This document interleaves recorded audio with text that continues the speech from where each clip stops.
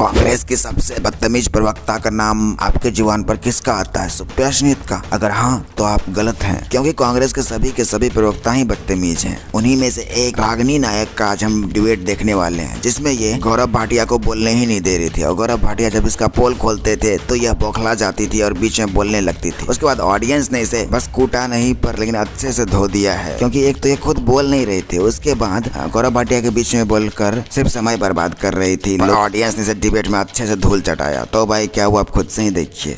सबके पास एक एक करके जाइए, माइक लगाइए। लोकतंत्र के मंदिर में फ्लाइंग किस देना एक जेस्चर ऑफ अफेक्शन, लव है कि नहीं? पूछिए। मेरा समय दीजिए, 5 है मेरी बहनें, जाइए पांचों के पास बताइए। पूछिए क्यों बोलिए, ठीक है सही है, खड़े हो जाइए आप चारों। अच्छा 5 बहनें हैं, अब मैं जो कहेंगी स्वीकार। आप शांत बैठिए, मैं पूछ लूं। मैं तो शांति हूं। अगर ये पार्लियामेंट में हो रहा है तो फिर बाहर भी फ्लाइंग किस देना बिल्कुल गलत था। अगर ये चीज पार्लियामेंट की, तो इतनी चीज पार्लियामेंट के अंदर चीज होगी तो दुनिया फिर बाहर भी ये चीज करेगी। बिल्कुल गलत है ये बिल्कुल गलत है। देखिए ऑडियंस है, जेस्चर होता ही नहीं है। जब पार्लियामेंट में डिसेंसी होती है वो उन्हें करी ही नहीं। आप जी बिल्कुल गलत है, लेकिन इससे भी ज्यादा इम्पोर्टेंट टॉपिक है हमारे पास। ये उन्होंने बोला फ्लाइंग किस से ज्यादा भी इम्पोर्टेंट टॉपिक है। ओके बोलिए। फ्लाइंग किस ज्यादातर कोई बाहर करेगा तो लड़की को छेड़ा जाना कहा जाता है, तो वो जेस्चर अगर पार्लियामेंट में हो तो गलत है। अच्छा ठीक है। अगर हम पार्लियामेंट में इस चीज को सही कह देते हैं कि हाँ फ्लाइंग किस देना सही है, तो फिर बाहर जो लड़के करते हैं वो भी अपने आप को सही मानेंगे। मैं अपनी बात पूरी कर लूं। बलात्कार जिससे ध्यान भटका है। जी अब गौरव भाटिया बाबा बोलिए। और सबसे बड़ा दुर्भाग्य कि देश के युवा उस पे यकीन कर रहे हैं जो हुआ ही नहीं है। एक भी वीडियो हुआ ही नहीं है, वो हुआ ही नहीं है। वो कह रहे हैं जो बेटियों को वो हुआ ही नहीं। मोबाइल खोलिए और वो वीडियो ले आइए जिसमें राहुल गांधी जी आप जवाब नहीं देते गौरव भाटिया तरफ देखकर फ्लाइंग किस कर रहे हो।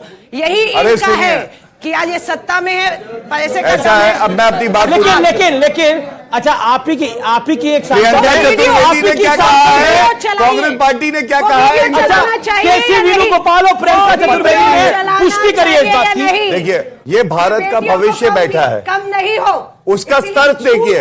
वो कहता है कि अगर कोई हवाई चुंबन देगा तो ये गलत है, और ये बोलो सच्चाई। ये बलात्कार से भैया को भी दर्द ज्यादा है, ये भी कांग्रेसी है, विश्लेषक बन के बैठे हैं, लेकिन कोई बात नहीं, इनका हक है, ये है कांग्रेसी, मैं बता रहा हूं। लेकिन मैं इनसे जरूर एक बात कहूंगा, वो भविष्य है और ये अतीत है।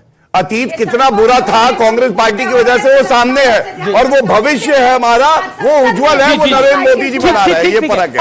आप शांत रहेंगे थोड़ा सा। आप ही से सवाल है मैडम, आप ही से सवाल है। प्रश्नों से भागना बौखलाहट कहलाता है। लोकतंत्र का जो मंदिर है वो 140 करोड़ भारतवासियों का आस्था का मंदिर है, वहां पर आंख मारना, गले लग जाना और फ्लाइंग किस करना, ये दर्शाता है कि आप किस प्रकार से भारतीय संस्कृति को तोड़ रहे हैं। मेरा आपसे पूछना है कि यहाँ पर यदि कोई जनता में से आपको फ्लाइंग किस करता है तो आपको कैसा महसूस होगा? इनके दिमाग में अगर गंदगी है, इनके तरीकों में गंदगी है तो बिल्कुल लगेगी। लेकिन अगर ये युवा बैठा हुआ है, मैं माँ हूं, 25 साल का बेटा है, मैं उसमें एक बेटा देख रही हूँ। ये संस्कारी बेटियां नहीं है। अरे जीन्स पहन के आई है, उसके कपड़े देखिए, ये तो भारतीय संस्कारों पर आ जाएंगे। ये देश 21वीं सदी की तरफ है, आजादी है। उत्तर प्रदेश में प्रियंका वाड्रा गई, कह रही लड़की हूं, लड़ सकती हूं। उत्तर प्रदेश में लहर है कांग्रेस की, 403 सीटें और आई कितनी? 2। कर्नाटक में 2। बताइए। मैं पहले आपसे पूछना चाहता हूँ अलका लांबा जी, कितने दिन हो गए आपको बोले हुए? कितनी भूखी हैं बोलने के लिए? आप ही बोलिए, हम लोग चले जाते हैं। बिल्कुल नहीं। आपने पार्लियामेंट में प्रधानमंत्री को बुलाया, आपने दूल्हा बुलाया, बाराती होकर आप गायब हो गए, क्यों? क्यों बुलाया प्रधानमंत्री? ठीक है, आपने अपने सवाल पूछा। ओके, अलका लांबा जवाब। आग लगी है बस्ती में, राहुल गांधी मस्ती में। और क्यों कह रहा हूं मैं आपको बताता हूं। जब 4-5 लोग लाइए, जब मुंबई में आतंकवादी हमला हुआ तो राहुल गांधी सुबह तक 5 बजे तक नाच गाना कर रहे थे, और दूसरी तरफ प्रधानमंत्री जी हैं जो 4 बजे पूछ रहे हैं कि मणिपुर में क्या हो रहा है, हमें क्या करने की आवश्यकता है। ये फर्क है। दूसरा पुलवामा हुआ, नरेंद्र मोदी जी ने सेना को खुला हाथ दिया। ये धिक्कार है राहुल गांधी तुझसे।